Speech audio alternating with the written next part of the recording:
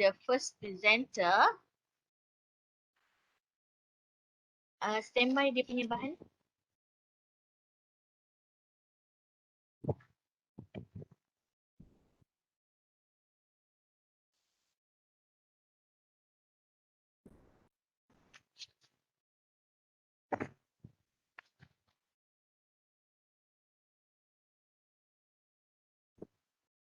Time dah.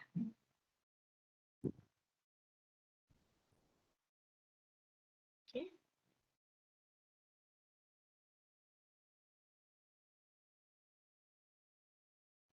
Alright. Okay. So, without further ado, I will call upon the first presenter, Naziha binti Idris, with this title, Undergoing Science Experiment in Hybrid Learning, a Concept Paper. Okay. So, the host will play the material. Assalamualaikum warahmatullahi wabarakatuh and a very good morning. My name is Naziha Idris. I'm a master postgraduate student in STEM Biology Education from University Putra Malaysia. I am a teacher from the Ministry of Education Malaysia, and today I'm going to present about my concept paper article titled Undergoing Science Experiment in Hybrid Learning. Okay, now we move to the next slide, which is the background of the title. Fast-growing in Industrial Revolution 4.0 has entailed improvements in pedagogy and learning infrastructure in the education system. The planning for a comprehensive quality education system in line with the development of the 4.0 education revolution was carried out with the different initiatives. Innovation by incorporating STEM concept in learning is one of the efforts to fulfill the demands of the 4.0 revolution period and prepare students who are ready to compete in the global work environment. STEM stands for Science, Technology, Engineering and Mathematics, which are all closely connected fields of study. Technology and engineering are applications of science, while science uses mathematics as a tool in data processing. Science is a crucial subject for school students to master since it plays such a vital part in everyday life. Moreover, it is much more necessary to grasp scientific information and the technological environment in which we live. Today's environment requires students to acquire both the foundation of science and the application for solving real-life issues. Science learning not only aims at the mastery of concepts alone, but involves elements toward achievement in meaningful science experiments involving problem identification, creative and critical thinking skills, communication and collaborating in obtaining information. Students must engage both cognitively and physically as much as possible in the tasks required in order to learn science effectively. However, teaching science properly have shown significant problem for teachers in previous studies due to factors such as science laboratories' lack of apparatus and materials to do experiment. This situation causes the involvement of students during experiment does not occur comprehensively because undergoing experiment in groups occur in rotation or division of tasks. There are also situations where there is lack of cooperation in group, causing not all students are fully participate in undergoing science experiment. So this is next slide. It's about literature review, which emphasize two elements, namely hybrid learning and science experiment. Hybrid learning is a learner-centered approach for acquiring information and skills that uses an instructional design that incorporates digital, for example, internet and mobile, printed, recorded, and conventional face-to-face class activities in a planned, practical, pedagogical way. So hybrid learning can be divided into two categories, which is synchronous and asynchronous activities. The next one is science experiment. A science experiment is a test and a series of procedures done to confirm a hypothesis about a scientific concept or to advance information about an unknown scientific phenomenon. Approaches to science experiments relate to students' minds-on and hands-on involvement in planning and execution of science experiments. The integration of hands-on and minds-on learning is more successful in science experiments, which leads to a higher level of student engagement and achievement, stimulates their curiosity, and cultivate an interest in lifetime learning. Hands-on and minds-on approach in science experiments necessitates students undergoing scientific procedures such as operating variables and making observations, as well as asking questions throughout the experiment. Next, we move to this online learning spectrum. As we all can see, a hybrid learning definition is online and face-to-face instruction are integrated with a substantial amount of seat time in the traditional classroom substituted with internet-based activities. So hybrid learning are more towards online learning compared to blended learning, where technology is used to facilitate activities, deliver content, and assess students. So this is the next slide. Earlier, in previous slide, I have mentioned that hybrid learning can be divided into two categories, which is synchronous and asynchronous activities. So synchronous activities take place in real time with a group of students and a teacher who is either online or in the classroom. Traditional teaching in a school or classroom, as well as video conferences, including two-way interaction between students and teacher, are examples of synchronous activities, whereas asynchronous activities in hybrid learning occur when the teacher and students are not present at the same time and there is no real-time contact. Asynchronous activities provide students the freedom to learn at their own pace. Asynchronous online learning is a form of asynchronous activity that is not synced with teachers and students' attendance. This concept paper focusing on undergoing science experiment in hybrid learning, where students receive learning of science concept based on syllabus content synchronously face-to-face with teachers in the classroom. Next, students perform science experiments on their own at home. In the process of implementing the science experiment at home, students can hold discussion sessions with teachers or friends asynchronously to strengthen their learning process through the implementation of self-science experiments. All right, this is the last slide, which I came up with 4 significance by undergoing science experiment in hybrid learning. The first one, hybrid learning can ease teachers and be constructive for students because the learning can be done anywhere and whenever possible. Learning is not restricted to location or time, since it is possible to learn everywhere and not necessarily at home or classroom. Even at home, as long as there is a decent internet connection, the learning process may continue. Undergoing science experiment at home can be done and accessible at any time of day or night, giving students more time to plan, prepare, and find answers to tasks assigned to them. Number 2, learning by doing is the idea that students learn more when they actually do the activity.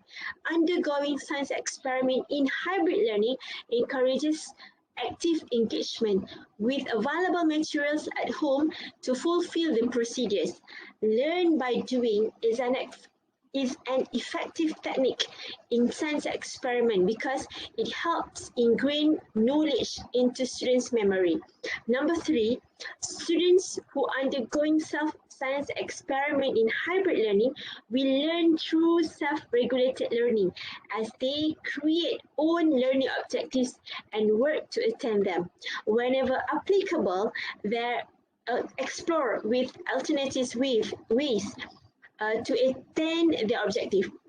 For achievement of their objective, students who manage their learning generally employ internal, not external motivation.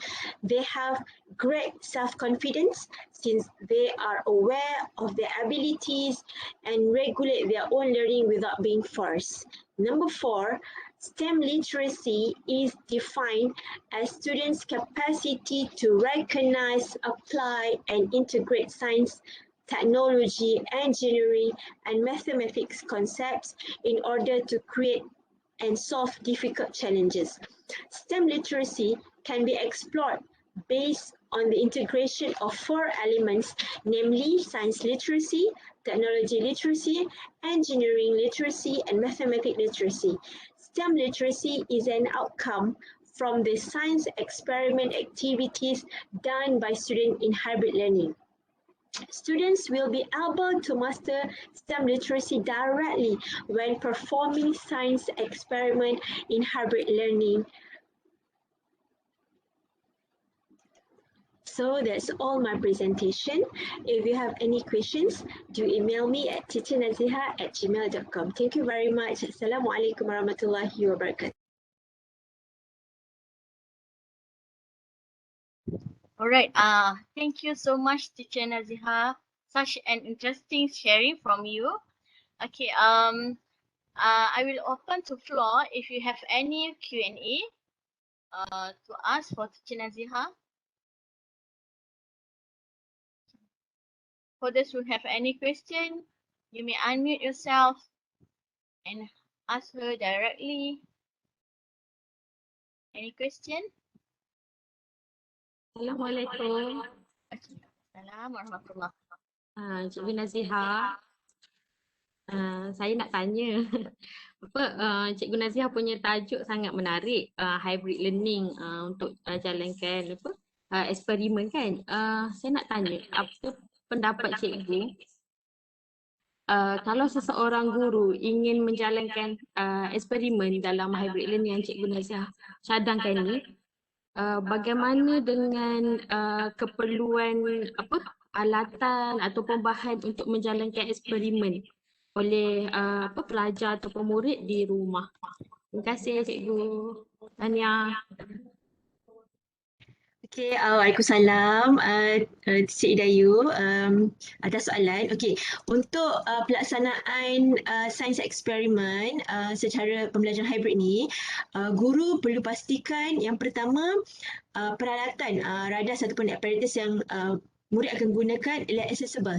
Maknanya yang mudah didapati dan selamat. Maksudnya tidak melibatkan bahan-bahan kimia yang berbahaya. So biasanya guru tu sebelum dia nak memberi tugasan eksperimen yang murid perlu lakukan di rumah, guru perlu lihat skop tajuk yang bersesuaian dan apakah bahan-bahan yang boleh murid akses di rumah untuk dijalankan eksperimen ni. Sebagai contoh, saya beri contoh untuk subjek biologi. Guru yang jalankan eksperimen secara pembelajaran hybrid ni, dia gunakan untuk tajuk fermentasi yeast. So murid hanya perlu dapatkan yeast, air dan juga gula. Lepas tu bahan-bahan lain, botol dan juga straw. So semua bahan tu adalah bahan yang mudah dan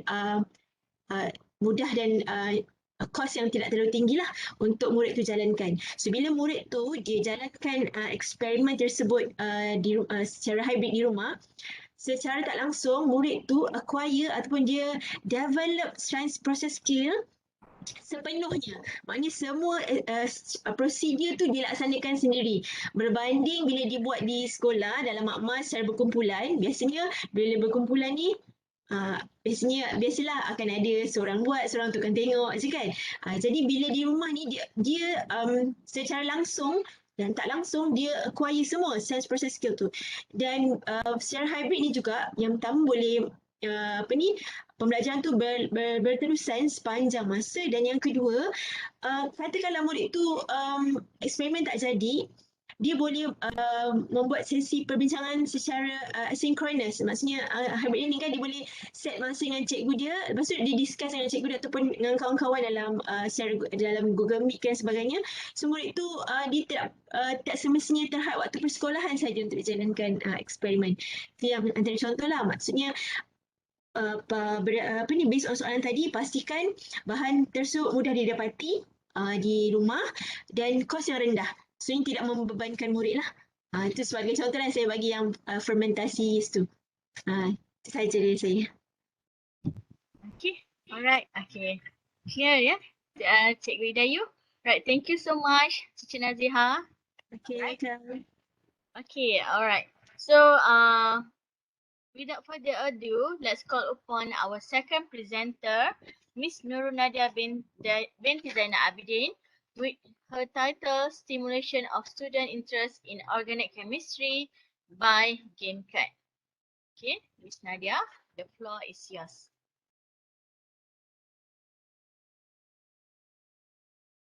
Assalamualaikum and a very good morning. My name is Nadia. I try to share the content. Miss Nadia, we cannot hear you. Oh, sorry. Boleh dengar ke? Okay, crystal clear. Alright. Okay, actually I've been trying to share the video tapi tak boleh.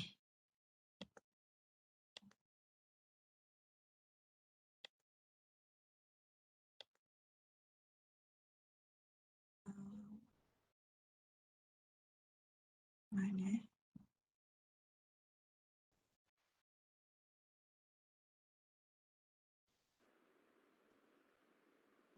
Sorry, kejap.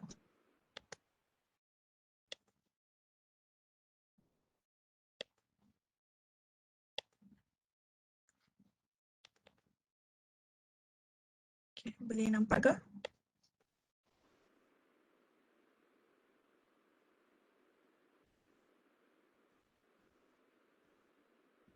Can you see the video already? Boleh. Okay. Alright, Assalamualaikum and a very good day. Good morning to everyone.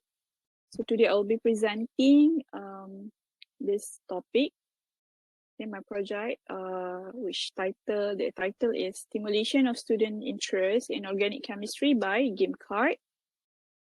My name is Nur Nadia binti Zainal Abidin.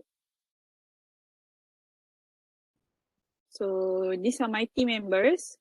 We are from Pusat ICSTEM Universiti Malaysia Terengganu. So my team consists of me, Siti Zairine, and also one Muhammad Tamizi. So we are all chemistry lecturers from Pusat ICSTEM. So some introduction on the syllabus. So I believe wherever we teach chemistry, it will definitely consist of at least these 5 sub-branch of chemistry, which are organic, inorganic, and also analytical chemistry, biochemistry, and physical chemistry. Right, then at ICSTEM, here we have altogether there are 3 semesters. Semester 1, we have physical and inorganic chemistry. But then in semester 2, it is focused very heavily on organic chemistry. Okay, so student will learn fully organic chemistry in semester 2. So according to students, okay, organic chemistry is very difficult because we have lots of things to remember and all.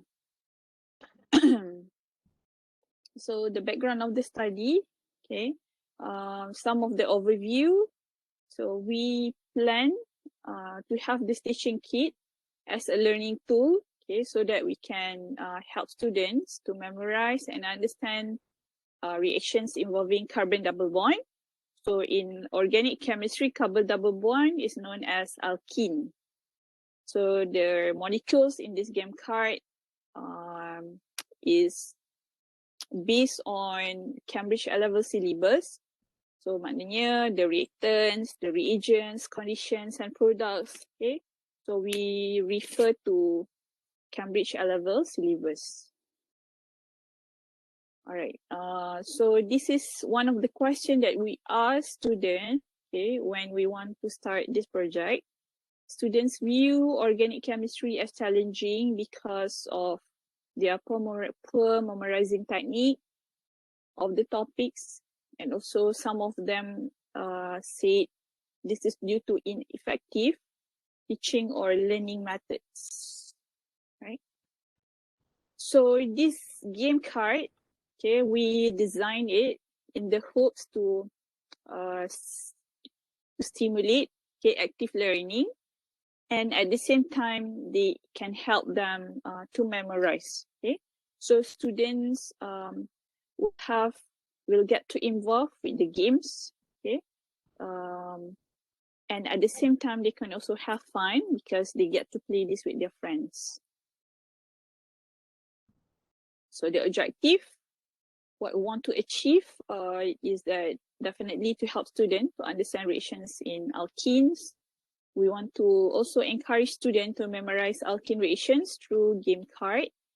And at the same time, we want to use this as a teaching kit so that it can help students to score in their exam. So the method of playing, this game consists of 4 different types of cards. So we have reactant cards, reagent card, and then we have condition card, and also product card. Okay, and they are categorized with different colors. Okay, we have black, red, green, and blue.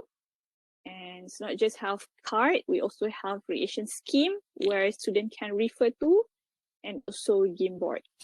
Okay, so the number of player minimum 2, maximum 4, because this game, but it consists of alkene charges, so the number of cards too is very small. Okay, so it can, like, up to now it can serve up to 4 players. So maybe in the future we can have more reactions so that more player can be involved. Rules and regulations. Okay, so each one of them will be given set random cards. So in order to win, yeah, they have to collect all cards, which consists of reactant, reagent, conditions, and products. Okay, so the method. Okay, so before we can actually come with the whole card, okay, we have these 4 phases. Phase number 1, survey was conducted to identify the problems. Okay, so that based on the survey, suggestions and objectives are stated. So phase 2 is where we start on planning on how to execute the plan. Product is planned and drafted accordingly. So kita plan lah nak ada reactants card, reagent, conditions, product. Then we also have reaction scheme, and lastly we have game board. Okay. So phase 3. Okay, so we have the product already. So what we did was we conducted quiz to students, okay, before they play the card, and then we collect their marks. So same quiz is later given to the same set of students after they have played the card game. Okay, and marks are compared on phase 4. Okay, so this is phase 1, problem identified. Question. Phase 2 is where we plan the card. Okay, so kita ada reaction cards, kita ada reaction scheme, and this is the board game. And then, okay, so these are the close up lah, the close up picture of the card. And this is the board. Last one is the reaction scheme. So these are during phase 3. So masa phase 3 ni, we let them play Okay, we let them play. Ada a few sets lah. Okay, few times. It's not just one time, so we need to collect the data from at least 20 students masa tu. So we have them playing the board game. Bukan, kena dapatkan satu Okay, question. question ni.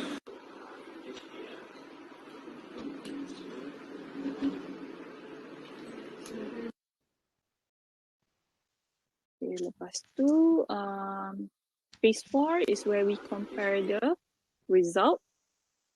Okay, so we have pre-game result and also post-game result. Now let's go to the effectiveness. Okay, so we have this set question. Okay, pre-game chapter 2 hydrocarbon, pre-game quiz, and also post-game quiz. So masa pre-game and post-game, kita bagi soalan the same set of question to the same set of student, okay, which involved with the game.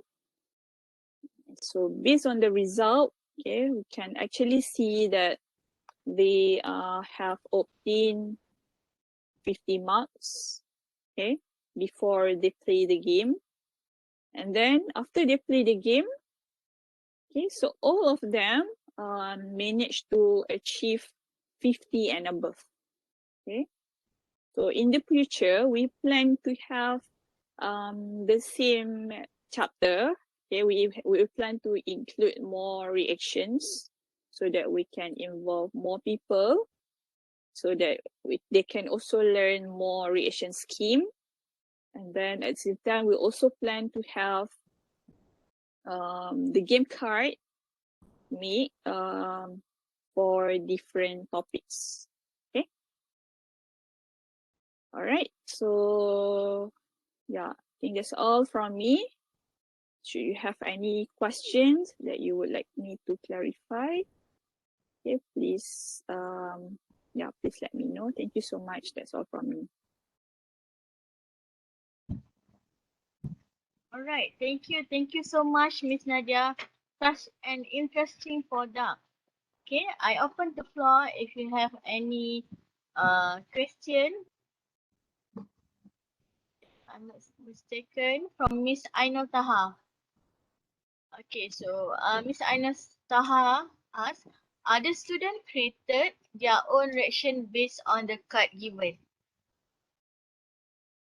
Actually, the reactions is based on what we have learned in class. So what they meant to collect during the game is just whatever things that we have in the card lah.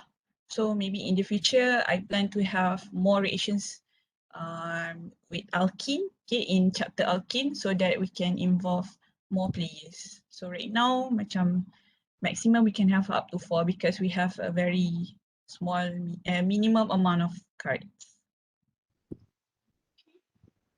Right, clear, Miss Ainul Taha? Okay, thank you.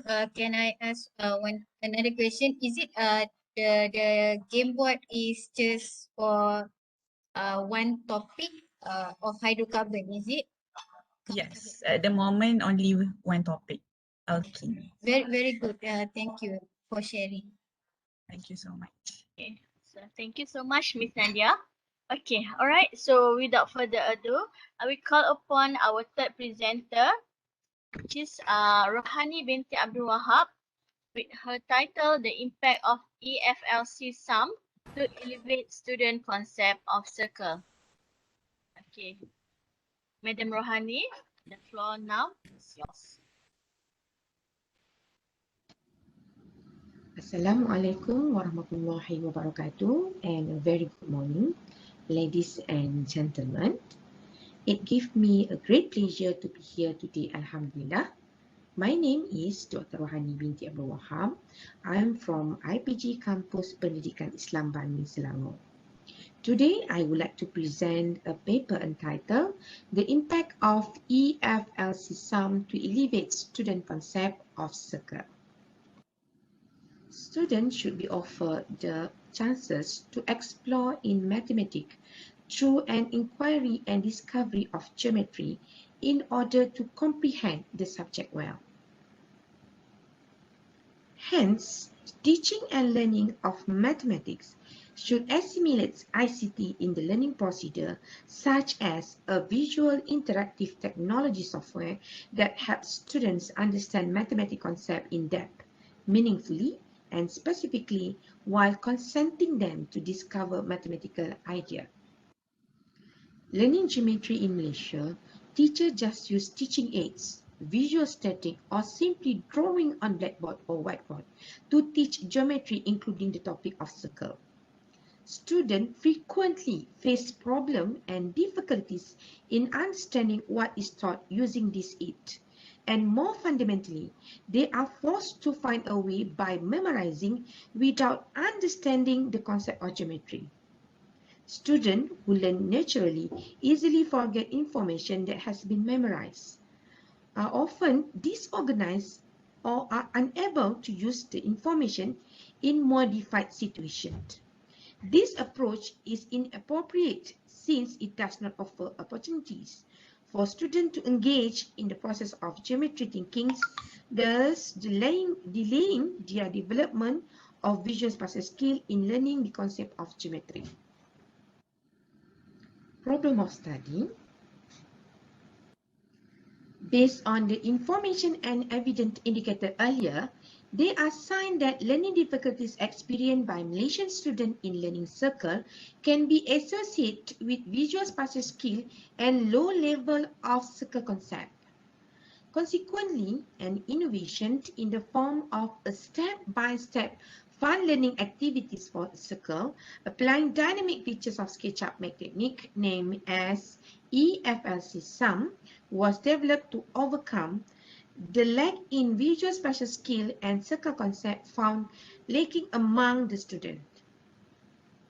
EFLC-SUM was designed to enhance both visual spatial skill and the concept of circle among them.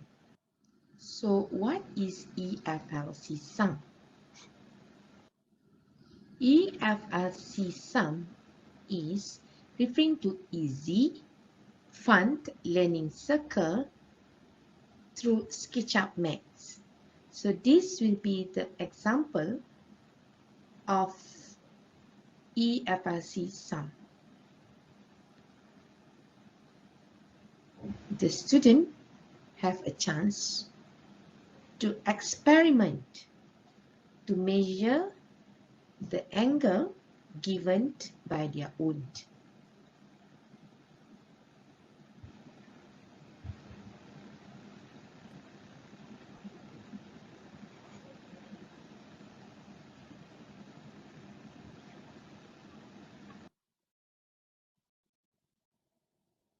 The objective of the study are, the first one is to develop easy fun learning circle using SketchUp Max, and secondly is to evaluate the effect of EFLC-SUM to elevate students' visual spatial skills and circle concept. Therefore, to overcome this difficulty, the framework are development of EFLC-SUM, then implementation, and lastly, testing of EFLC-SUM. The design and development of this EFLC-SUM learning strategy is based on the AD model. The development procedures refers to Baharuddin is summarized as figures showed. The development of this flowchart is designed to illustrate the trend of trip of students will undergo in their learning strategy. These mapping maps explain systematic arrangement of established activities to facilitate the understanding of the concept of circle learning as shown. Displayed a screenshot of EFLC-SUM module. Displayed are a few screenshots of student activities that has been developed through the SketchUp Max application in EFLC-SUM. Implementation. The study involved a total of 38 Form 3 students, 20 female and 18 male, a quasi-experimental single group design and was completed in 6 weeks. For evaluation, the instrument for the study are two sets of circle tests, namely pra-test and post-test. And to get the data for visual spatial skill is through interview. Discussion of the result focus on the circle test achievement. The data was presented in a frequency polygon graph which shows the comparison of pre-test and post-test results as displayed. The mean differences were further clarified by inference analysis using paired sample t-test. The paired sample t-test was conducted to verify that significant differences were found before and after learning via EFLC sum. In other words, learning via EFLC sum successfully elevates circles concept among the secondary school. Interview sessions were conducted to 3 randomly selected respondents to get a better picture of the enhancement gain from learning through EFLC sum in terms of their confidence in visual spatial skills. Their responses were as follows. As conclusion, the result of the study revealed that learning through EFLC sum successfully enhanced both circle achievement and visual spatial skill among secondary school high achievers across the intervention. The result obtained show that learning using EFLC sum with emphasis on visual spatial ability and in Van Hill level of geometry learning phase successfully improved both circle achievement and visual spatial skill among the secondary school. Geometry learning, specifically circle, aided by the dynamic features of SketchUp, became interesting and the students were able to do their own experiment with the chance offered to achieve experiences to measure the angle from the circle given. Therefore, I strongly propose that learning via EFLC sum can be applied in school to improve their visual spatial skills and reduce the reliance on memorization in learning circle. Further study. Referring to this very positive study finding, we intend to translate the module EFLC sum in English version to be shared internationally. In addition, EFLC sum will be uploaded to the website for easy access without time restriction. And lastly, we will further this study for another challenging geometry topic, which is polygon. Thank you very much.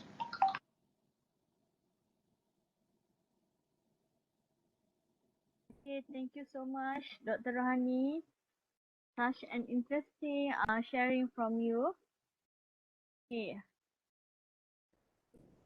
Right, so I open to floor if you have any question to ask for Dr. Rohani.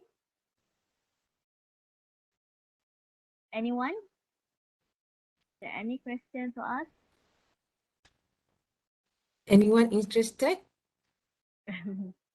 Okay, they already fully understand this your explanation. Okay, This app Dr. is Rohani. free, you know, this app is free. I suggest that all of you download as a teachers and then make your kids or your adik ke kan atau your student ke play around with this. Okay, actually this is the penambahbaikan. Firstly, my research is plan and elevation, plan dan dongakan. And then I continue with circle. So from the positive from the impact ni kita nampak pelajar seronok. So one thing I like to share to you all. So agak terlambat sedikit saya share. But previously saya dekat sekolah and so busy with maths kan topics. So now saya dah masuk IPG, saya nak share. Okay, so those because this apps is free. Kita rugilah kalau kita tak guna, especially to our kids kan. Dia nampak objek tu secara dia boleh play with the object tu. Boleh nampak daripada pandangan atas, bawah, which is have visual spatial skills sangat-sangat. Okay, alright. So, Dr. Rohani, Yep. boleh bagi tak nama apps tu supaya boleh SketchUp Make. You boleh tengok, you boleh download SketchUp Make. But now dia kata, you just type SketchUp, okay, dekat internet. And then you just download. Tapi jangan ambil yang Pro. Because Pro tu ialah untuk our engineer yang lukisan kejuruteraan. Tapi we try to bring this apps to school where dia akan free dekat situ. Tapi enough lah dengan apps tu untuk pelajar kita, tak perlu nak lakar yang cantik kan. And then masa my previous research, which is my PhD punya research, surprisingly the student yang involved with my project tu, dia sampai ke level tertinggi tau. Sebab apa? They can build the house. Dia boleh buat rumah dengan swimming pool lah, and then they can calculate the cost of the house. So itu yang sangat-sangat menarik dah, sebab yang kalau I can show the video kan, tapi masa agak restricted, dia orang boleh buat rumah bertangga dengan swimming pool. Sangat menarik sebab they can develop, memang sangat-sangat menarik. So I suggest you all, kalau misalnya ada kawan-kawan yang ajar maths ke apa kan, boleh je download secara percuma, and then don't worry, dia tak kena bayar, tapi register as a teacher lah. As a teacher nanti dapat free. Okay, very good, very good. Thank you, Doctor. Thank you, Doctor. Okay, so we have a few questions from Mr. Quid at chat box. Okay, are the students play the game during the class, and how long the gap between the pre-test and post-test? Okay, this project is actually 6 weeks. Okay, this project is about 6 weeks. The first week is kita ajar dia how to use the SketchUp Max, because this is the new for them. First week tu ialah we be the let them to explore everything, sebab kat situ dia ada button measure. Okay, kita kenalkan dulu. Okay, and then the second week will be the first kita mulakanlah implement. Kita ada 2 subtopik sebenarnya yang kita fokuskan. So minggu pertama tu but before kita start dengan the first activity, just to let you know, sebenarnya diorang dah belajar secara traditional biasalah kat sekolah kita akan pakai papan putih, and then teacher ask, actually kita tak boleh tipu lah, kita as a teacher, kita force them to memorize. I believe all of you benda yang sama, kena hafal pasal bulatan kan. So kita bagi test, and then surprisingly ada yang fail 18. Okay, we cannot blame them sebab kita melalui benda tu sebab kita kena hafal. Right, kita tak faham pun sebenarnya konsep asas. Kenapa tiba-tiba kena 2 kali ganda?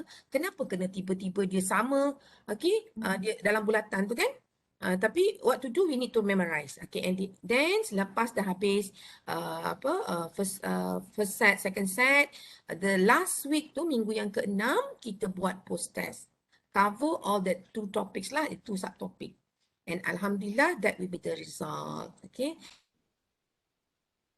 masalah kita lah to control, sebab dia orang lebih suka main, dia orang seronok, and then good thing is circle. Kita dah bagi dah, kita dah buat sebenarnya dalam latihan tu, kita dah ada. Tapi dia kata, teacher, I want to do my own, and then I want to ask my friend to do. Dia pula intend untuk buat. So the class will be fun, don't worry. Okay, itu saja saya harap saya dapat menjawab. Okay, thank you so much, Dr. Rohani. Yes. Okay, alright. So then, let's call upon our 4th presenter. Thank you.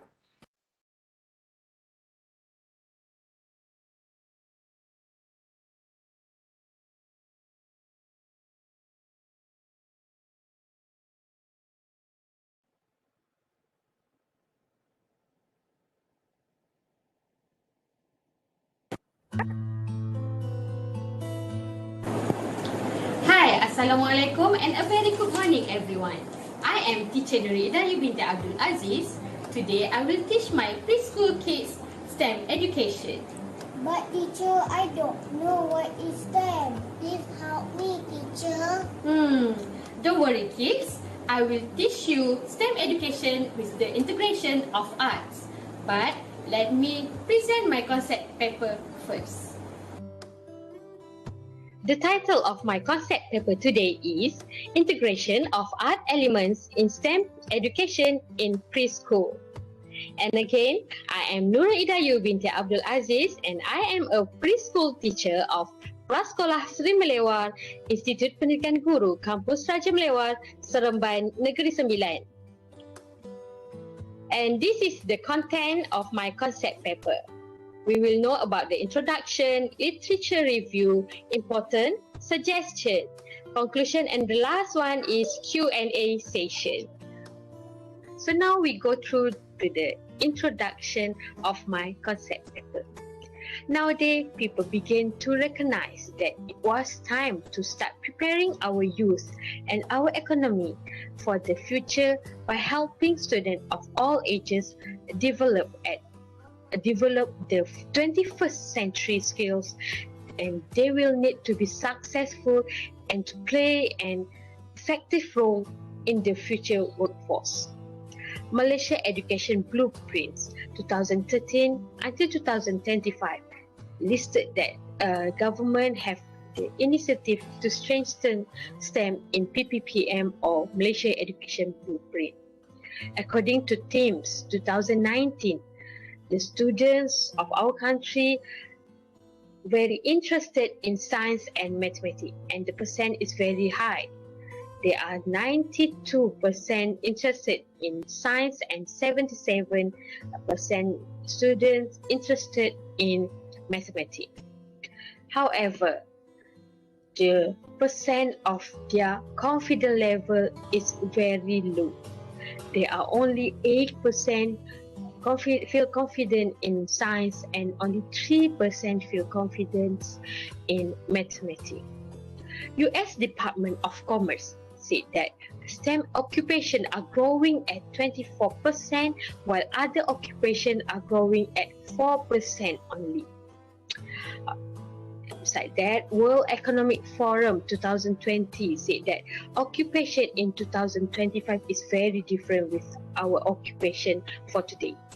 There will be robotic engineers, digital marketers, database professionals, software and application developers, and so on. I also researched cognitive creativity and art theory. Piaget 1981. Piaget portrayed the child as a lone scientist, creating her own sense of the world. Vygotsky 1971 believed that the origins of creative imagination are situated in children's play. Then the Lowenfeld 1957 suggested that art originated with the child's experiences of the world and provided them with encounters that led to expressions of knowing. But the problem is, can our students or can our children love STEM? How STEM will change our students? How STEM will help our students? So today I would like to present a concept paper that suggests an integration of art element into STEM education in preschool, and it will become STEM education. The A in STEM refers to art, and this edition plays a critical role in how we need to be preparing our youth for the future. STEM integration approach is gaining attention in Malaysia, and this is some of the literature review that have been made. According to Bahrom, Wahid and Ibrahim 2017, they said that some believe that adding the arts entails transdisciplinary thinking that is important at a time when we do not know what kind of knowledge and skills will be needed in the future. Hawk 2016 said that emphasizing more hands-on and exploration activities can help students to love STEM education. Science and mathematics subjects should also be interesting, according to Fiden and A 2016. Some research also being held in UPSI, and the researchers said that in Malaysia, STEM learning was introduced for the first time in pre-kindergarten classes in 2015 through their pilot study, and in order to inculcate a love for STEM learning at a young age, involving 3 to 4 years old children in National ECE Permata in UPSI. And then the interplay between art and science is highlighted in an article titled Communicating Science Concept Through Art 21st Century Skills in Practice by Sandy Bushki in 2017. Next, creativity is considered to be one of the core skills of the 21st century, said Kaja et al. 2017, Shin and Zhang 2017. And then STEM education can make students feel at ease, can help them understand the subject and apply it to daily life, said Yakman and Lee 2017. And the last one is STEM education combines the art of STEM subject to increase engagement, creativity, innovation, and problem-solving skills of students, said Liao 2016 and National Art Education Association NAEA 2016. So now let us look at the picture. This is the picture of Lotus Temple in New Delhi, India. This is an example how architects use engineering, mathematics, technology, science, and arts to create a stunning building and structure. So, why arts? Why arts is important to our children?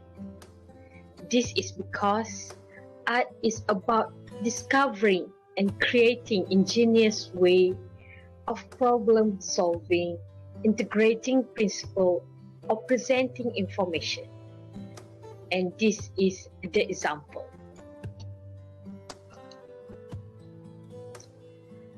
It is important to start STEM education at the early age of childhood because the children can build their interest towards science, technology, engineering, mathematics, and also with the help of art elements. What is STEM education and why integration of art element is so important? According to Susan Riley, art integration specialist, STEM is an educational approach to learning that uses science, technology, engineering, the arts, and mathematics as access point of guiding student inquiry, dialogue, and critical thinking. So, how art elements can help children to understand the terms in STEM education? The first one is draw and imagine. Our children can use the art to draw and imagine something they have learned. Through art, we also can create many interesting activities. Besides that, the art also can make the lesson become enjoyable. For example, the children can draw and play with color during the lesson. After that, it will become more easier for them to understand STEM because they can learn by playing and be creative with art. And the last one is getting more girls interested in STEM discipline and get employed in STEM field. Art and its creative process may allow students to explore and unlock multiple intelligence. And this is the example of STEM activities for preschool.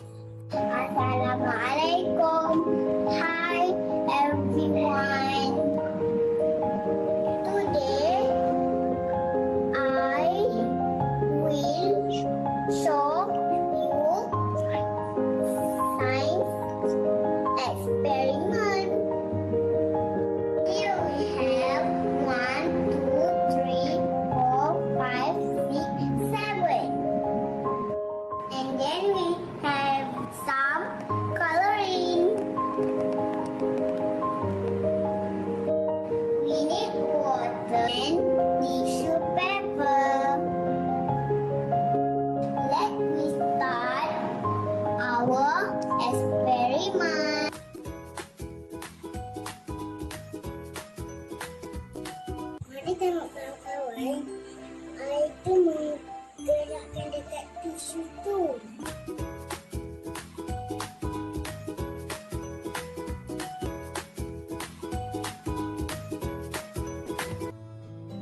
And this is the conclusion of my concept paper. STEM educational goal is to foster the true innovation that comes with combining the mind of a scientist or technologist with that of an artist or designer. The idea is to teach kids that they don't have to be only analytical or only creative. They can be both. To be successful both now and down the road, one must be analytical thinker and creative thinker at the same time. STEM shows that the kids don't have to pick one side of their brain over the other, but they can use both to solve almost any problem that they face. The conclusion is art element is very important for kids, and the integration of art element will help them to learn effectively in STEM education and become a successful generation in the future. So how can we make this thing happen? This is my suggestion. Everyone have to stand together to implement STEM education at young age. Teachers have to be more creative. School must prepare the facilities, and the government have to make sure there are more R&D in STEM education. And that's it. The concept paper of mine entitled Integration of Art Elements in STEM Education in Preschool. That's all. And now I am ready for Q&A session. Thank you for asking and thank you for sharing the idea.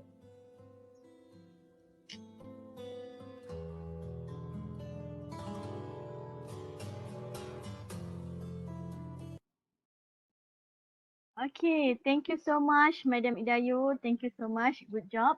Okay, I open to floor if you have any question or you would like to ask Madam Idayu anything about her finding, her study. Let's see the chat box. Good job, Titik Idayu. Alright, so Titik Idayu, Thank you. if there is no question, I have one. Okay.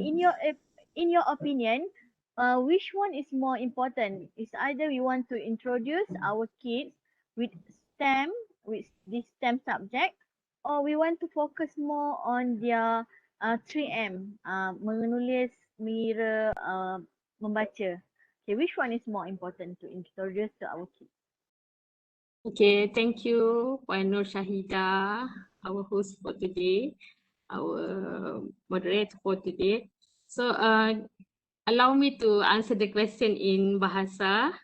No Can worries, I? no worries. Okay, terima kasih atas soalan tersebut. Okay, memang tidak dinafikan kita mengutamakan 3M ataupun sekarang kita panggil 4M.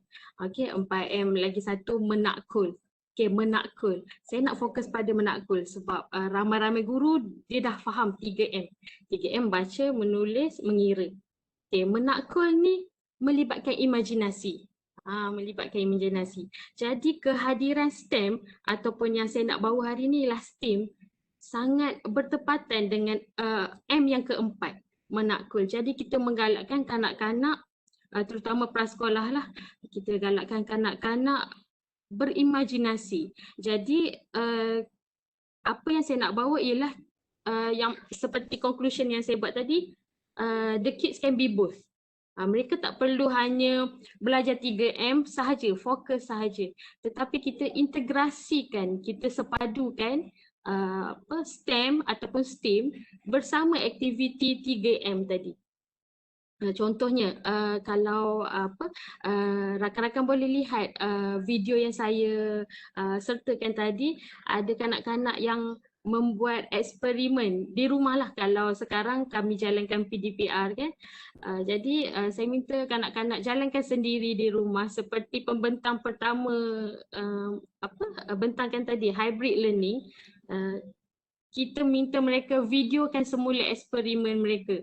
Jadi di situ ada membaca, mereka ada juga mengira.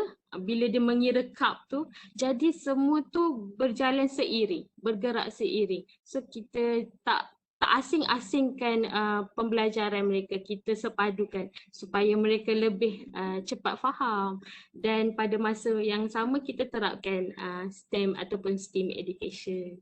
Terima kasih. Alright. Thank you so much. Yes, a kid love to play. Alright. Yes, very much. So they can learn while playing. Okay. So just a simple reminder for this attendee and presenter here. Please fill in the attendance form at chat box. Okay. Alright. Okay, now let's call upon our fifth presenter, Miss Ainur Izzatul Farah binti Muhammad Taha from College Matrikulasi Selangor with her title Enhancing the Skill to Solve the Concentration Concept Among Matriculation of Semester 1 Students using PN then So Technique. Okay, Madam Ainur Taha, the floor is yours.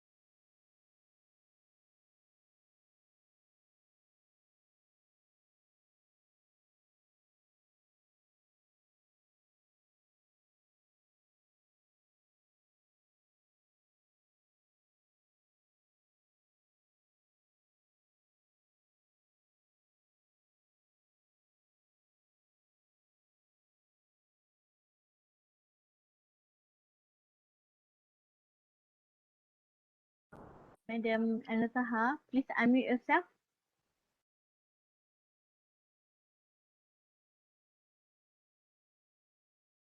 Sorry, I forgot to unmute. Sorry. Okay. All right. Sorry. Okay, wait,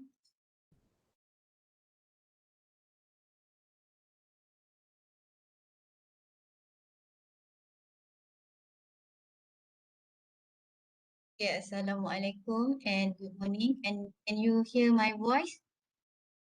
Okay, clear. Okay. Right.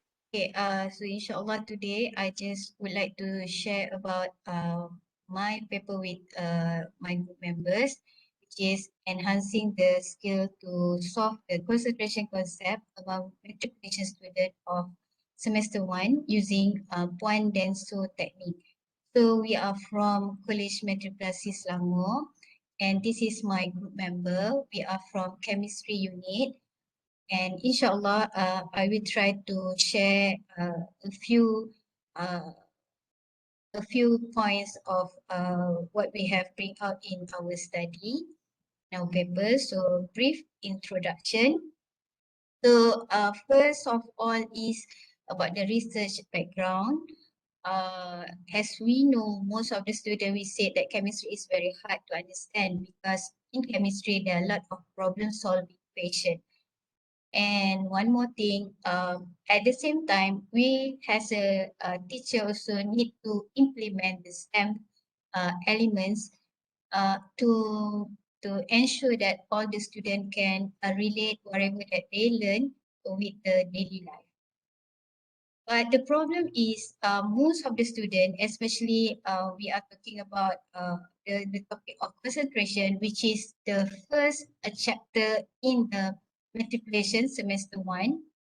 So they feel this is a jargon, and they find it is difficult to grab the skill in understanding the concept of the concentration. They are also difficult to engage with the concept of the concentration. They cannot link whatever that they already learn with the daily life. And also they of course they cannot understand the term or formula in the concentration. Most of the time they will only memorize. So our objective today for the paper is most probably is one to enhance student skill to solve problem of the concentration topic, and secondly, we hope to make the student understand the applications of the concentration topic in their daily life. So this is the literature review that we are focusing, which is we focus on STEM main focus in the education, which is we have already referred to the scholars of Hani and also Muslihin Nuraida, and we also refer to the 5E model, which is by B 2006. This one is we want to we try to figure out how to help students learn fundamental concept in science and active learning. Okay, we also want to try to make the learning of chemistry is active learning. That's why we refer to the scholar brain, and the other one is inquiry learning, is learning. Okay, this is the idea of our study. We do the action research, so we have the cycle, but what can I say is for the first batch of our study is not very successful, but for the second batch of this study, we can see it is more successful. So what we do is based on the quantitative data, we collect the pre-test and post-test, and then we also did some qualitative data like we do the group activity video, and also we do the reflection from the teachers, and also we get the feedback from the students. And all this we basically based on the 5E model. Before I go further, with the how we implement this technique, I just would like to give the rough idea what is all about the concentration concept. In matriculation, we focus concentration, which is under concentration, we have 5 subtopic: molality, percentage by mass, percentage by volume, and mole fraction.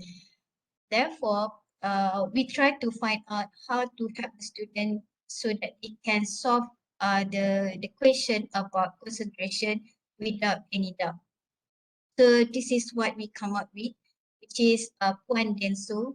The P is actually represent for the percentage of the solute, N is represent for the mole of the solute, then is actually density of the solution, and lastly they can solve the problem. Actually the point denso technique is our focus is we want them to understand when they get the question, the thing that will they find out in the question, most probably they will see the percentage number, they can find the mole of the solute, they will have the information about the density and they can solve the problem. But this point denso technique, we want them to figure out what is all about. We not at the beginning of the study, yes, we tell them, oh, we are using the point denso technique. But when for the second cycle, what we do is we let them explore. Let them explore. Oh, in this learning of concentration concept, actually oh, there is a percentage of the solute, solvent, mole of the solute, density of the solution, and they can solve the problem. That is basically what we're trying to do. So this is the thing that happened, which is at the beginning we plan, we take a few time to plan all this. First, we observe because the topic of concentration is the first chapter in semester 1. So we just can refer to the SPM result of the student. So based on that, we do the pre-test. And then we try to implement the teaching and learning strategy, which is we based on the inquiry-based learning and 5E model. So basically, this is our plan. We plan like this, okay, and until the last part, evaluate. So because that is based on the 5E model. And then after that, we take action, which is we implement the 5E model at engage, explore, explain, elaborate, and evaluate. After that, we collect the data. That is our observation. We collect the data and we analyze. And lastly, we evaluate. We try to make some reflection and revise. And hopefully, in the further study, we can improve some of the lag in the study. So this is the stage that I will show you what is the thing that we implement based on the 5E model. So the first one, engage. We need to engage the student with the topic of concentration. But before we can go to the topic of the concentration, we have to make sure they understand what is the solution.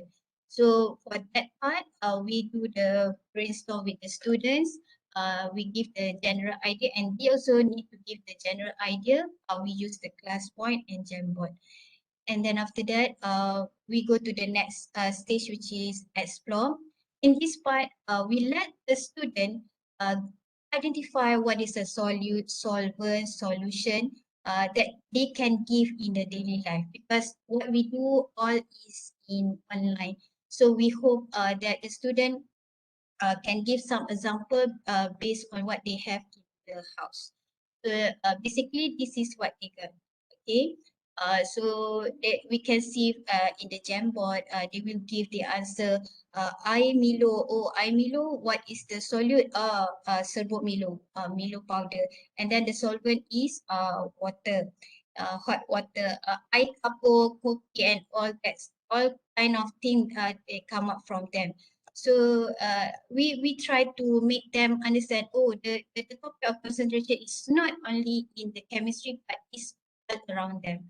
And then we go to the explanation part. So this for explanation part, at this part, we are trying to do some discussion with them, what they have figured out in the explore part, which is identify the solute, solvent, and the solution. From there, we do some discussion, and also after that, we introduce the formula to the students. So when we introduce some of the formula, we also try to discuss with them how to solve the problem. Just two questions. After that, we give them another question, 3 or 4 questions, and let them do the discussion with their group members. So this is what we get. Some of them doing the discussion through the WhatsApp, Jamboard, and also this is what you can see here. This is how they actually discuss with their group member. So we can see actually, even though we are doing this online, actually we can let them discuss freely with the group member with a lot of platform, Telegram, WhatsApp, maybe some of them will do the Google Meet and so on. And lastly, for the part which is the elaborate part, this time what they will do is they need to create a video which is we will let them to create the video about concentration effect in daily life. So after they have go to the explanation part, which is they figure out the question, all that, they can solve the problem, all that, and then we go to the part which is we want to see what actually they understand about the effect of the concentration in the daily life. So I will show you a few of the uh, video that created by the student. This is the first one. So basically we can see they have a lot of idea about the concentration. and it's very wonderful to give them the opportunity to create the video. So the video that we ask them to do is just for 1 minute only, 1 minute or 2 minutes, or maybe less than that. So they can relate the concentration with the detergent, with the different ratio of the detergent, what will happen. So they relate with the concentration. For us as a teacher, we are really happy to see they can relate whatever that will they have learned with the and so the effect to the nature. So they can give all this. So for us, it's very wonderful, and we hope that they can appreciate more on the nature. So this is a kind of what they got. Okay, and this is the first one, and the second one I will show here.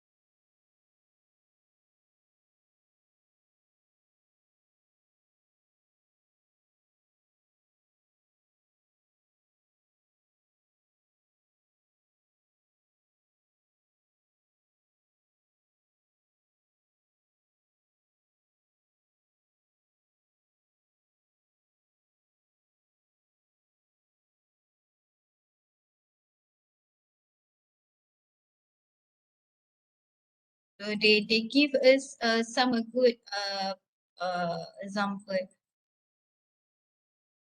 Very good.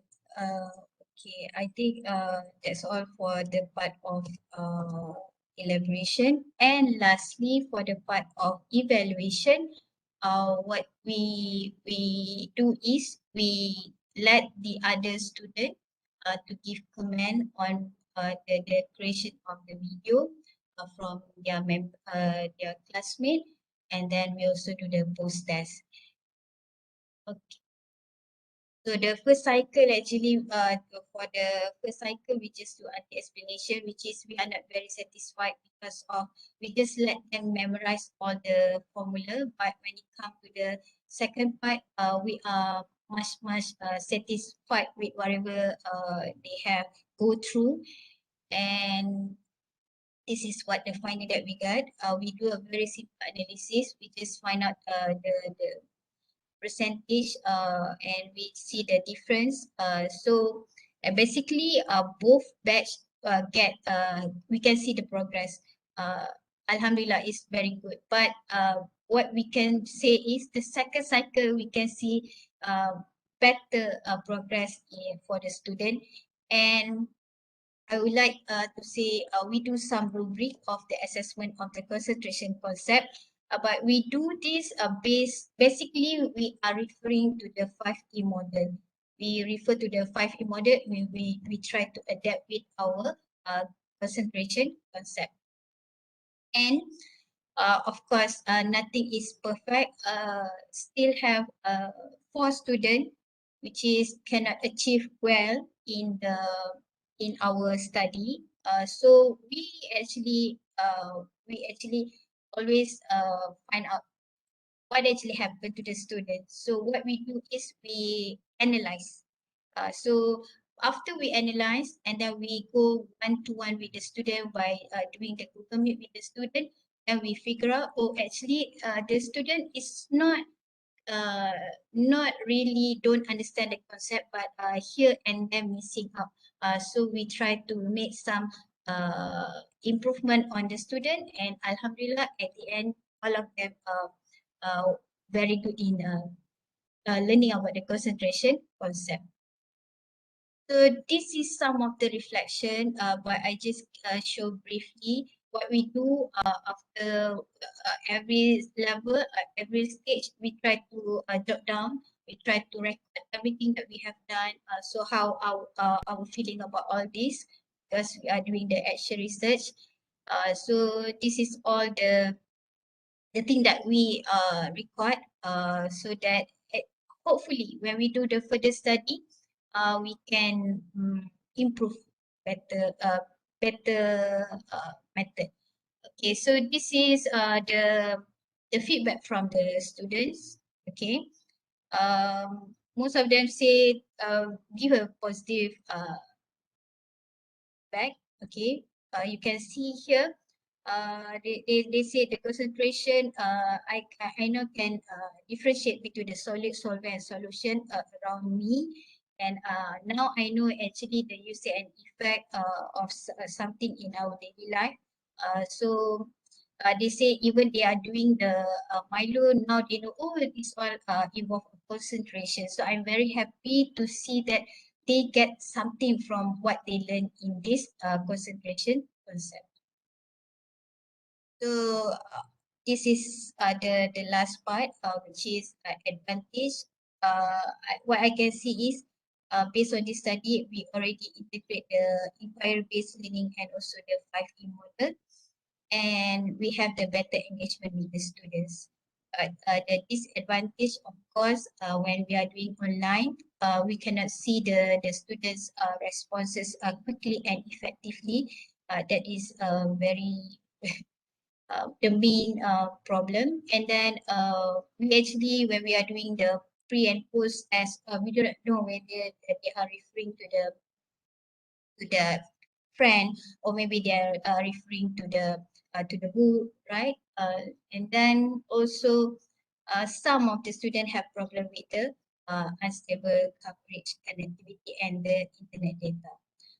So that's all from me. Hopefully, all of you get some idea of the study. Thank you. Okay, thank you so much, Madam Anur. So such an interesting sharing from you, because we can see the flow very nicely arranged, starting from the post and pre-test and also student feedback. Okay, if is there any question from audience? Okay, we have a question from Ahmad Fuad. When you implement this 5E, did you do in one period time lesson on that day, or you took many phases, meaning you continue the next day is still not finished yet during this MCO? Oh, okay, thank you. Yes, of course, we are not doing this in one day because the process will take a long time. What we do is we take like this for the first stage and the second stage we do in 1 hour, one session, and then the next stage we do the next session. So actually what we do for this one we take for 2 or 3 weeks. Okay, all right. Okay, is there any question from? Okay, all right. So if Encik Ahmad Fuad say thank you, teacher. You're welcome. All right. Okay, thank you so much, Teacher Ainul.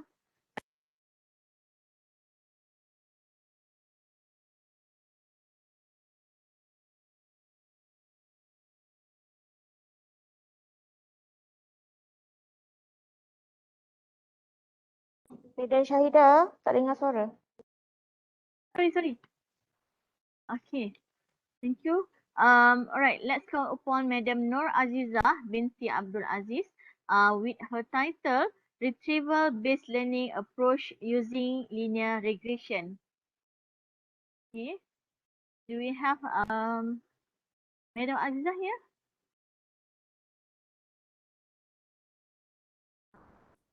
Mira, Madam Azizah ada? Tak ada Puan Azizah. Tak ada lagi. Tak ada lagi. Okay, no worries. We move to the next presenter, which is Miss Saliha binti Tansilan, from Pusat ICSTEM UMT, with her title The Effectiveness of Game Assessment in Learning Physics. Okay, Miss Saliha. Thank you very much, Madam Syahidah.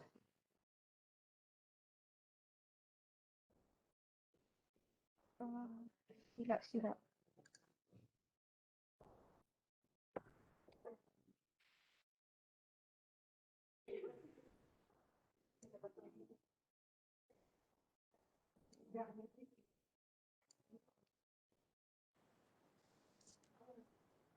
Tengah present. Okay, I hope everyone can see my slide. Is it clear? Yeah. Okay. Alright. Okay, so I would like to present my finding about the effectiveness of game assessments in learning physics. Okay, my name is Saliha binti Tan Shilans. I'm from Pusat Asas ICSTEM, University Malaysia Terengganu. I'm one of the physics lecturer in Pusat Asas ICSTEM. Okay. So the overview of my finding is about the educational games. It's part of educational games. So my research or my finding is about the game assessments. Okay, so basically the educational game is reported to enable to increase the students' academic achievement. This is from the researchers. Okay, and then the integrating games into learning process has improved the active involvement of students in learning, and it will stimulate the students' interest in the STEM educations. Okay, it is proved already, and then it have been researched from 2010, if I'm not mistaken. And then, however, the game-based assessment is not well implemented in Malaysia, especially in pre-university level. So it should be something we might need to find why the game-based assessment is not implemented well in Malaysia. Okay, but I'm not study about that. Okay, so we go to our problem statement here, and then please enjoy the video here.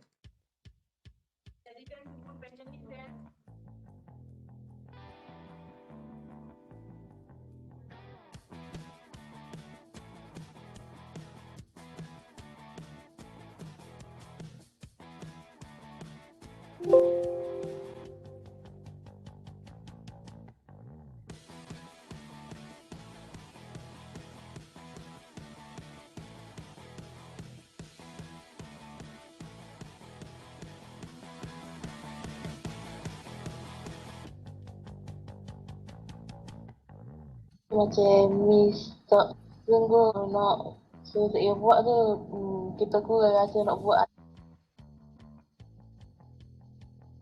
Kita dapat jawab soalan first, kita tak ada semangat nak jawab yang bawah.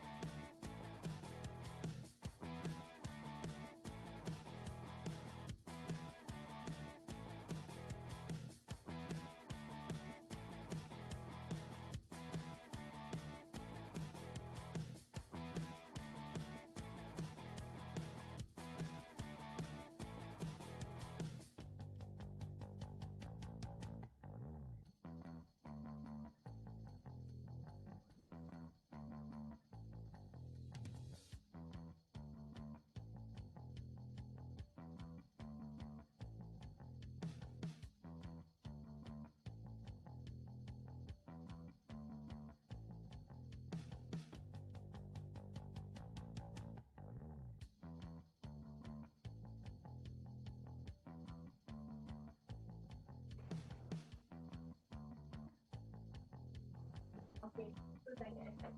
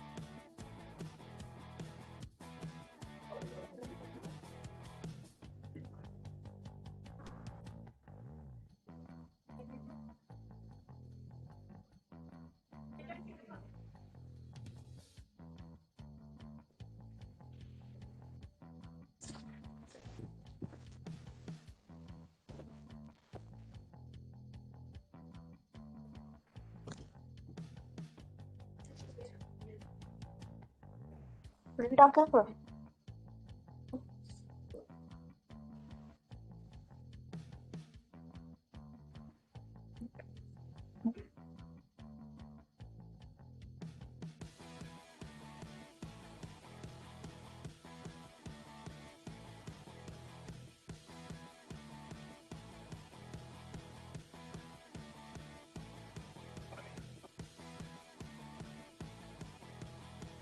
fine lah, tu interesting. Fine kan, lepas tu ada colour, ada gambar, lagi semua yang lain. Challenge yang dia challenging. Kalau sekarang kita buat lagi sebab nak naik level semua sampai habis.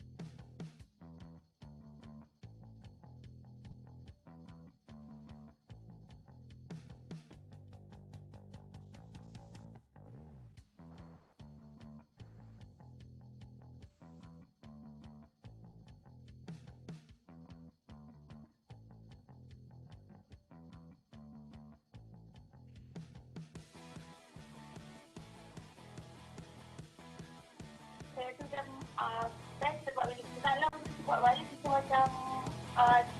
macam ulang balik lah benda tu.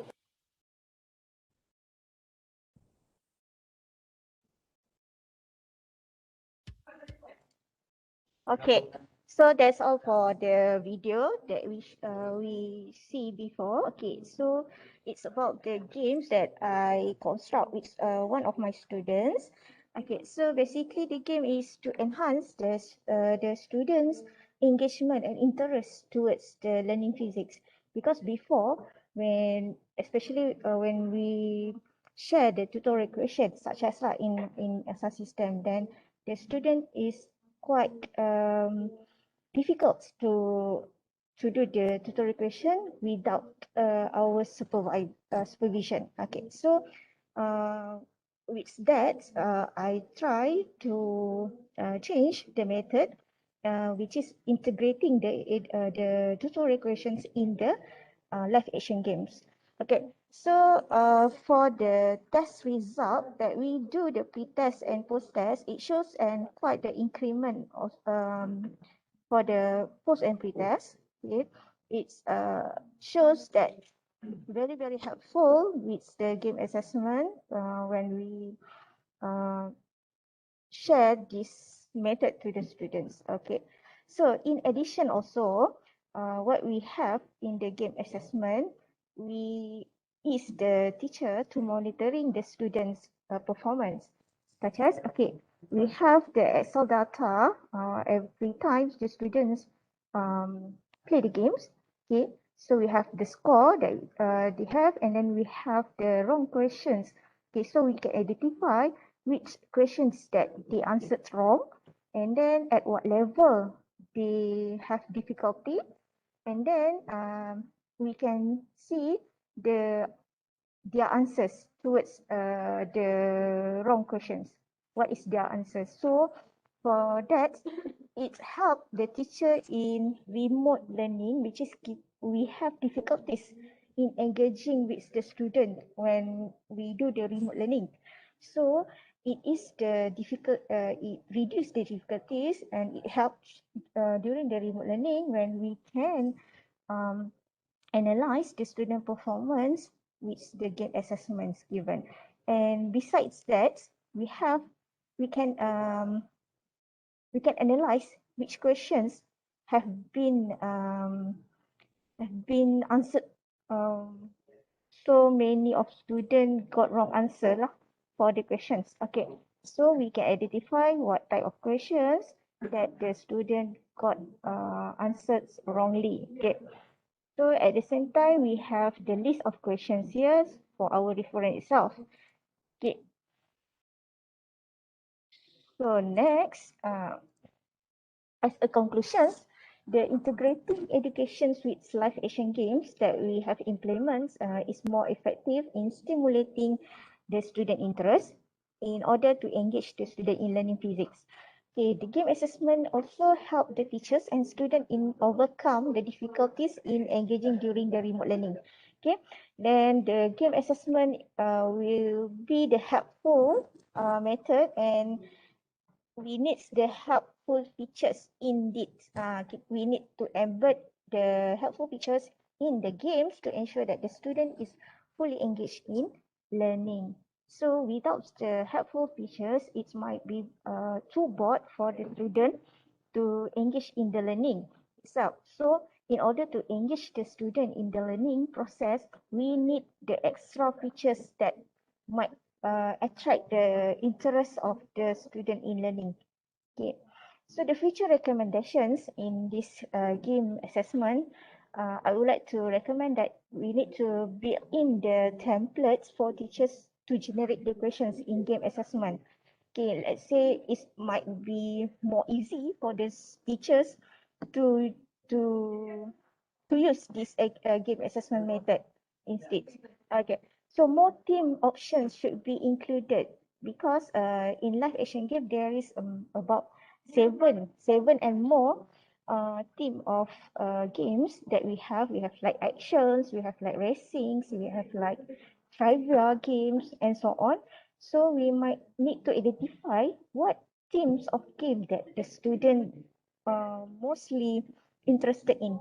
So from that we can capture more the student attentions with our learning assessment. Okay, then we in the future also we need to add on the notes options, which is we need to add on the notes in term of simulation video, which is it's much more what you call easy for the students to understand uh, when we add the simulation video, so they have a conceptual view about that topics, and then they can start play the game with ease lah. Okay.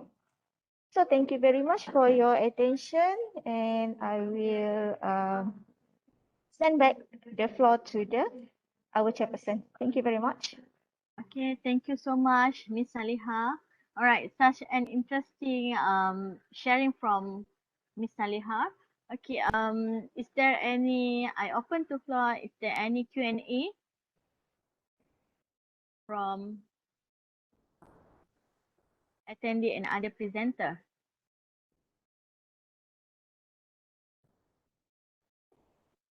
Is there any question regarding her sharing just now?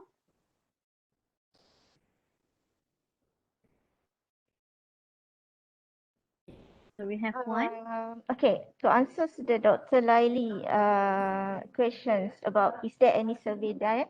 Yeah, we have done the survey. In the video has shown that we have done the survey to the students that about more frequent students play the game is daily and more than in range of 3 hours per day. So from that survey also we have the survey about what game that they might prefer when playing the game. So from that there is the actions game. So we implement the actions game in the live action game that we built in. So we select that team to be in the game. And then from that also, we surveyed back the feedback from the student. And from the video also, we have shown that the student give the good feedback, which is they said that it's much more fun, it's much more competitive, which is they feel like motivate to answer the question. Okay, they feel like they need to complete the games. Okay, so to get more level, to defeat the boss, something like that. So with the mission we give in the at the game or in the games, so the student have motivate themselves. They have the motivations to complete all the questions given during the games. Okay, is my answer your questions, Dr. Laini?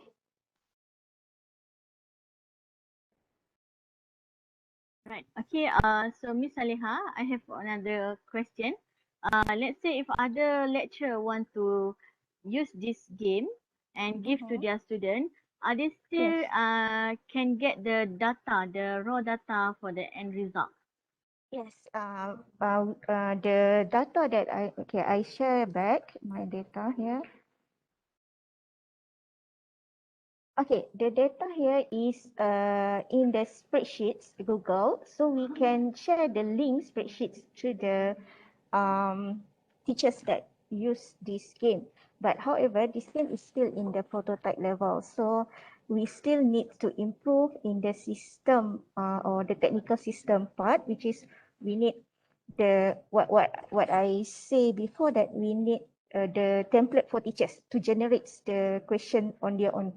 Okay, so for that, if we can succeed with that project, and then it's more for the teachers and the lecturers to use this sort of game. Okay. Okay. Thank you so much, Miss Saleha. Such You're an welcome. interesting project. Thank you so much. Okay, thank you very much to all. All right. Okay. Now let's move to the next presenter, which is Salina binti Hamza from SK Seberang Takir with her title Action Research at SK Seberang Takir uses the growth technique as a catalyst to the basic reading of Year 3 student of Ibnu Majah. Okay, Madam Salina, the floor is yours.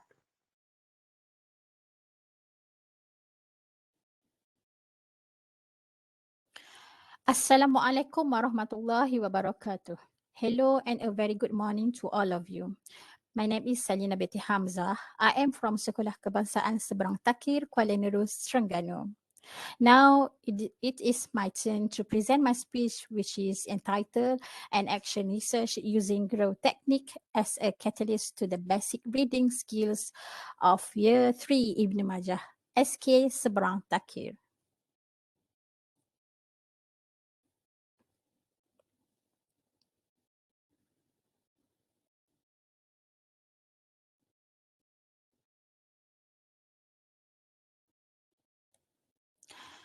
"25 out of 30 Year 3 students of Ibn Majah did not master reading skills. They obtained proficiency level 1 in classroom-based assessment. Furthermore, they did not focus while learning in the classroom. So the researchers used the growth technique to address this problem."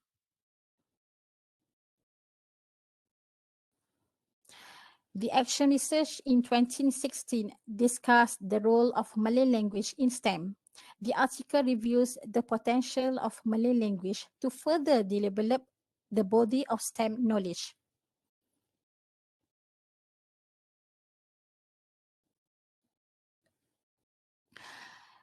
The observation methods were carried out so that the students can learn in an easier and faster way. Students are taught to read using the module Belajar Membaca Express in the IQ Express program with rhythmic syllable pronunciation and movement techniques.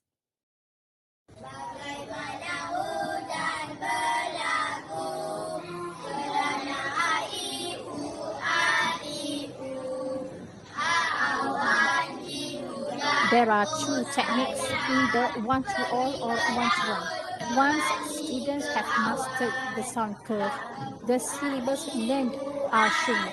To further strengthen memory, they are asked to read and apply the pronunciation of the syllables in the given simple words. Next, they were asked to read excerpts from short stories.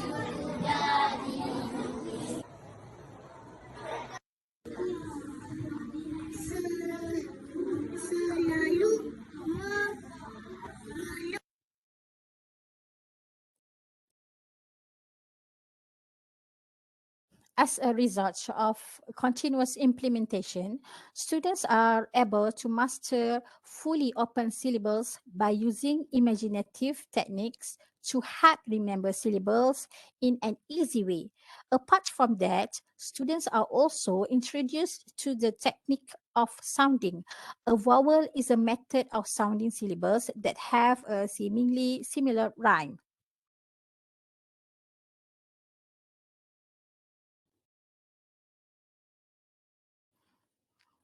A total of 25 students from class 3 Ibn Majah were involved. 5 of them managed to fully master the skills of reading and writing. At the end of the session, students are asked to do writing exercises to further strengthen their mastery of the syllabus learned.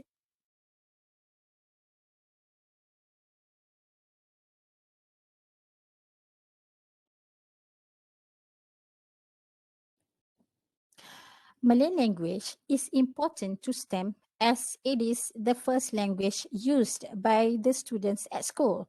The students need to master Malay language in order to learn more about science and technology in everything. This was stated in Muhammad Yusuf Osman 2014 and an article by Dr. Aminuddin Mansur in Educator magazine.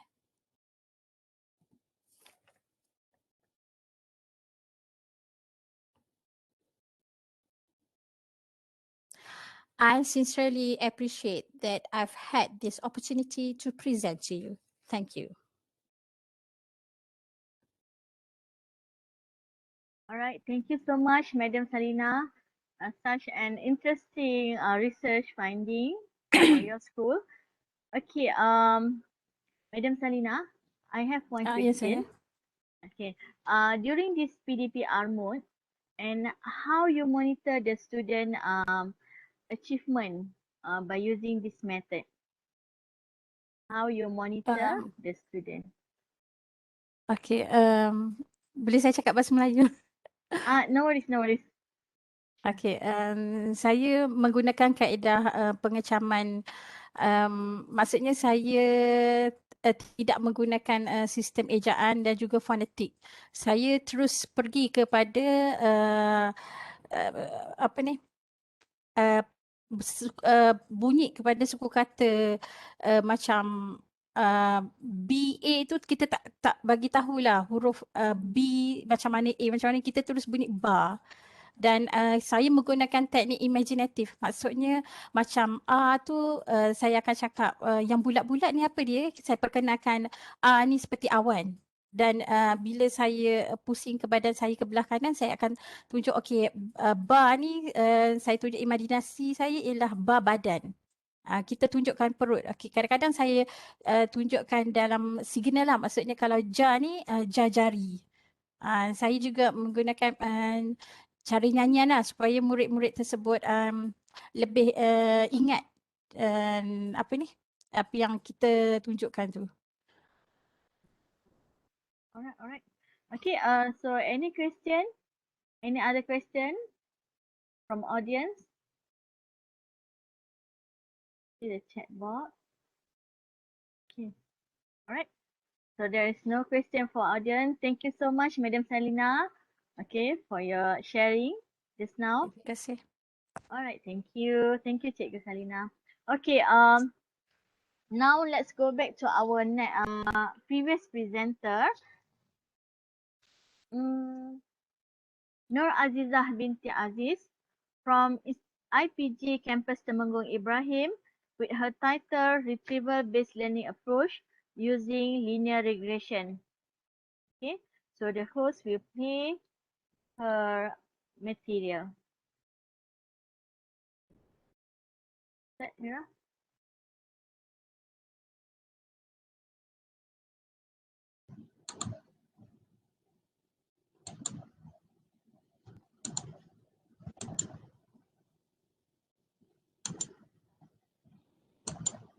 Okay. Assalamualaikum and good morning to everyone.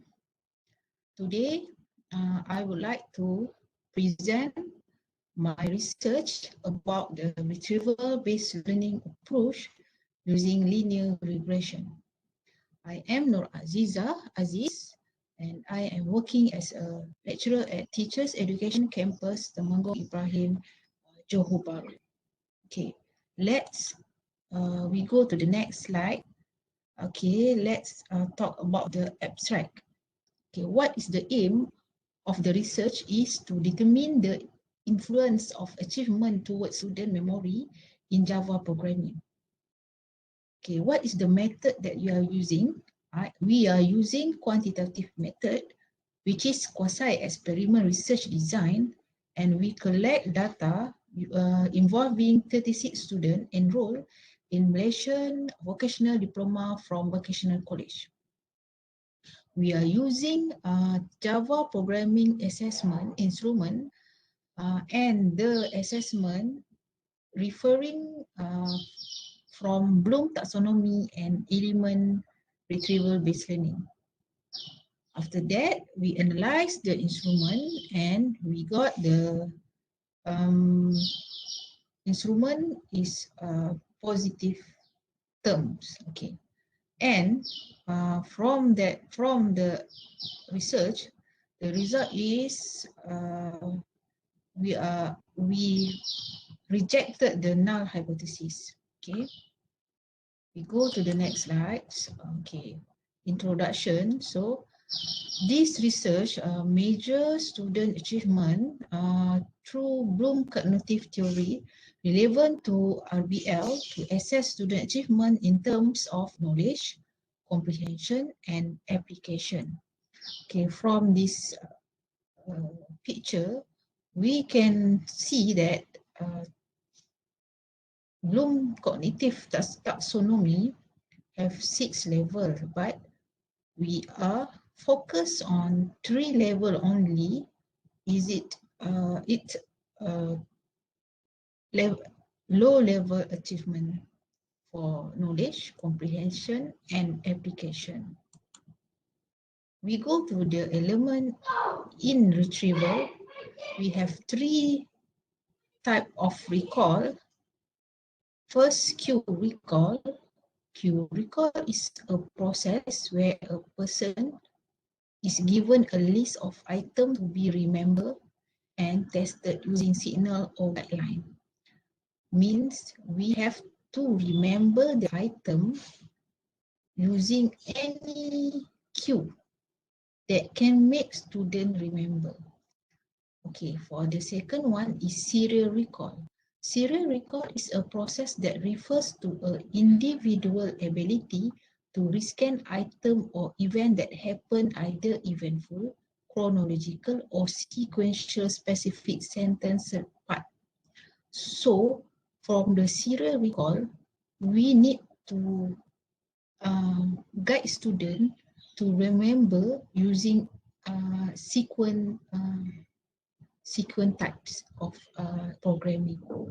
And the third one is free recall. Free recall is a remembering process by giving a list of items that needs to be remembered by using one own method without being tied to a certain method. So student can remember any type that they want. Free recall. Okay. So, okay, this one is the figure that shows the study online, which include Q recall, serial recall, and free recall. Okay. From here, we know that achievement A and achievement A have knowledge, comprehension, and application tests, and Q recall, serial recall, and free recall tests. Okay. After 1 week, the student will answer the test exactly not same test, but the level of the knowledge, comprehension, and application is same. Level is same, but it's totally different test. Okay, so we can measure the Bloom taxonomy and retrieval item based on the test. Okay, what is the question? Research question. Is there any influence of achievement towards student memory in Java programming? Based on the research question, the null hypothesis is as follows. There is no significant predictor value from student achievement towards memory in Java programming. Okay. This is our methodology. First, we use 36 students from college vocational, and we do quasi-experiment, and then the instrument used for the Java achievement test, and we do the regression analysis using SPSS software. Okay, all the steps have their own rules. Okay, for quasi experiment, we have so many rules that we need to follow. Okay, next.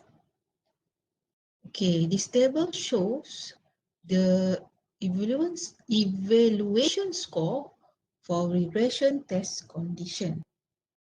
Okay, from this, we can know that skewness and kurtosis are in the range of the positive test condition. Okay, and then okay, this table shows that if one achievement unit increase, hence student memory in Java programming of 0.66 increases, the results support the result finding. Okay. From this regression analysis, we can conclude that y equal to 32.782 plus 0.661 x, where y is the memory, okay, x is achievement, and constant is 32.782. Okay. From this statement, okay, equation, from this equation, we can predict how far student can memorize the coding. Okay, from here, we just put the mark at the x variable and we can get the number of the y. Y is a memory. Okay. If the student got 50 mark, we put 50 here and we can know the mark if the test is given after 1 week. So, okay, this one is the graph. So shows that there is a highly significant positive linear relationship between student achievement and memory. So the dot is not spread, so it's go to the one area, means in a positive linear relationship. Okay, this one. Okay, we go to the next slide. Okay, finding and discussion.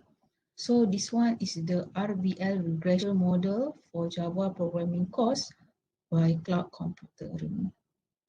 Okay, this one is achievement and the other one is memory. Using this equation, we can predict the memory.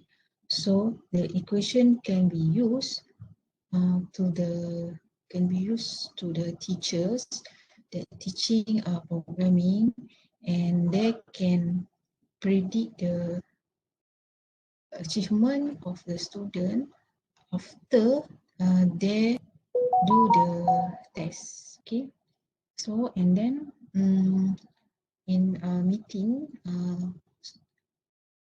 teacher can give some opinion or some anything to the other people, how they can predict the achievement, and we should do something if the achievement not good. Okay. Okay, retrieval based learning can able to improve achievement in Java programming. Students have to improve their achievement by exploring effective learning strategy and adapt them with the achievement level and relevant subject. So means from here, student can explore any effective learning strategy to make their achievement more good, so more improved. Okay, so lecturer also have convinced students with suitable RBL approach in classroom for an effective learning process. So lecturer also can convince students to do the RBL, curricle, or any kind of recall that suitable to the subject. Okay, so a student-centered approach and encourage the process of knowledge comprehension and application in producing computer programming. Q recall, serial recall, and free recall can help students to know, understand, and practice computer programming until it reaches the end user. This strategy also effective towards low achiever. Several detailed students on RBL need to continue, especially in terms of activity sequence, intervention variety,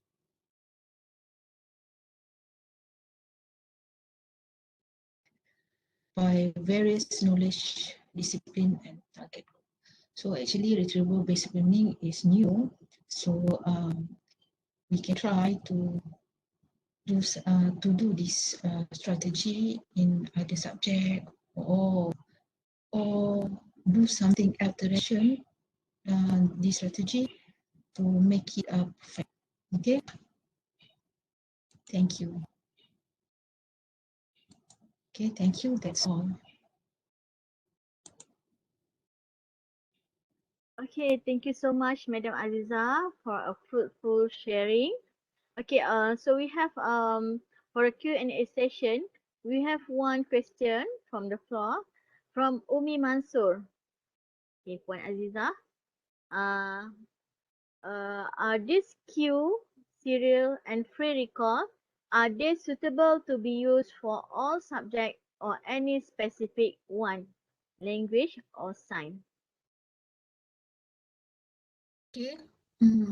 Assalamualaikum and good morning.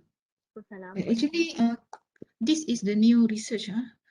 Actually, the research, this recall more in bahasa. So I mean more to the bahasa, subject in bahasa. Any bahasa lah, bahasa Inggeris, bahasa Melayu.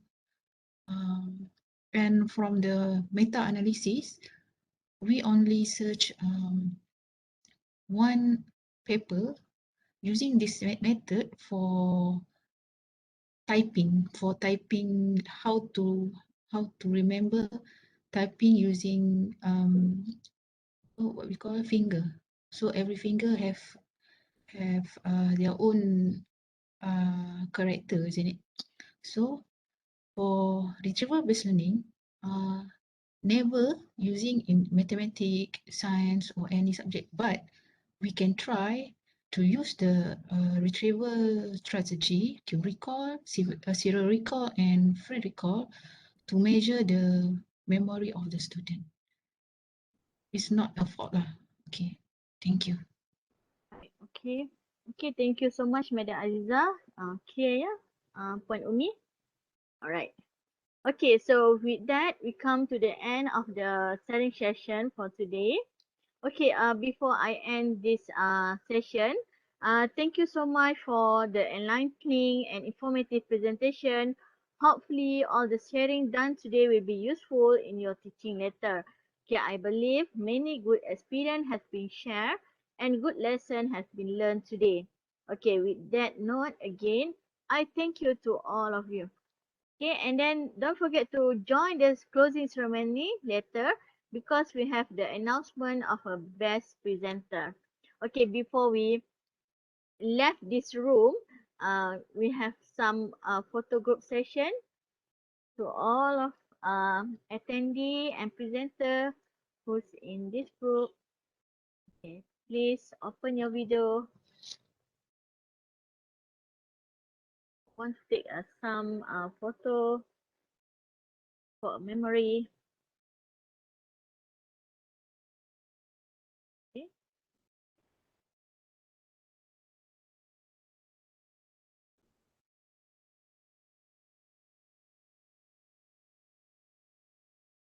Okay.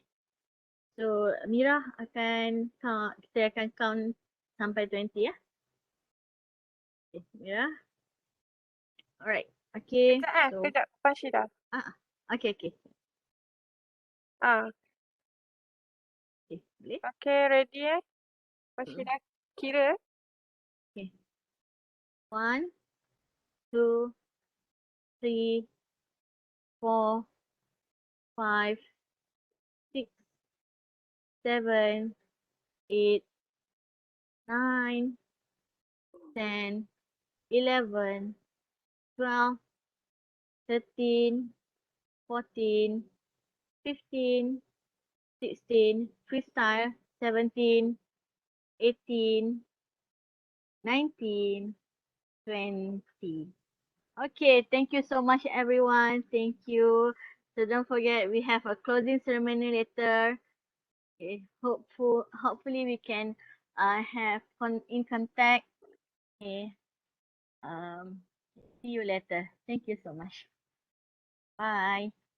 Waalaikumsalam. Assalamualaikum. Thank you. Thank you. Thank you everyone. Thank you. Assalamualaikum. Salam. Salam. Waalaikumsalam Waalaikumsalam. Terima kasih kepada semua pembentang dan peserta. kasih. Thank you. Okay, thank you so much. Okay, All don't the best. forget isi link attendance ya semua. Yes. Donation form. Attendance tu isi sekali je kan? Attendance tu kan? Sekali satu hari. Sekali je. Bahkan banyak dalam WhatsApp so isi ni terkejut juga banyak kali. Sekali je. Okay, thank you. Okay, thank you.